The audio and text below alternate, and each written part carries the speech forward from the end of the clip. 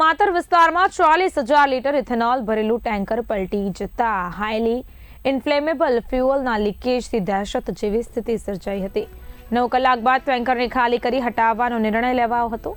વડોદરાથી બોલાવેલી નિષ્ણાંત ટીમે સાવચેતીપૂર્વક ઇથેનોલ અન્ય ટેન્કરમાં ટ્રાન્સફર કરી 17 કલાકના ઓપરેશન બાદ જોખમ દૂર કરાયું। આકસ્મિક સ્થિતિમાં ગ્રીન ફ્યુઅલ કંપની પાસે જરૂરી સંસાધનો અને સેફટી સિસ્ટમ ન હોવાનું સામે આવતા ગંભીર બેદરકારીના મુદ્દાઓ ઉઠ્યા છે। કંપની પાસે ફાયર પ્રોક્સિમિટી સ્યુટ સુધી ન હોવાથી અધિકારીઓ કલાકો સુધી સતર્ક રહ્યા હતા। જો સ્પાર્ક થયો હોત તો મોટી જાનહાનિ અને નુકસાનનો ખતરો ઊભો થઈ શક્યો હોત। ઘટના સ્થળે ખેડા પ્રાંત અધિકારી, મામલતદાર, આરટીઓ, લિંબાસી પોલીસ, જીપીસીબી તથા ઇન્ડસ્ટ્રીયલ સેફટી વિભાગ આખી રાત હાજર રહ્યા હતા। હવે કંપની સામે શું પગલાં લેવાશે તેની રાહ જોવાઈ રહી છે। ખેતરમાં ઇથેનોલ ઢોળાવાથી થયેલા નુકસાનને લઈને ખેડૂતો વળતરની માંગ કરી રહ્યા છે।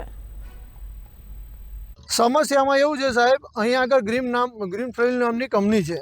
એ ગ્રીન ફ્યુઅલમાંથી પ્રવાહી કેમિકલ પેદા કરવામાં આવે છે અને લઈ જવામાં આવે છે।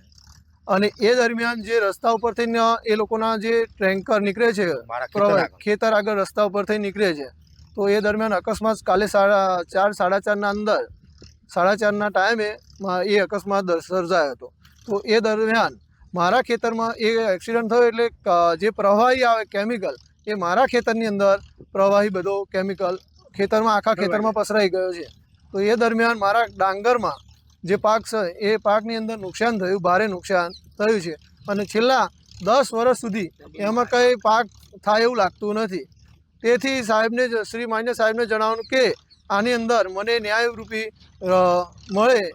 વળતર મળે એવી મારી અભિલાષા છે।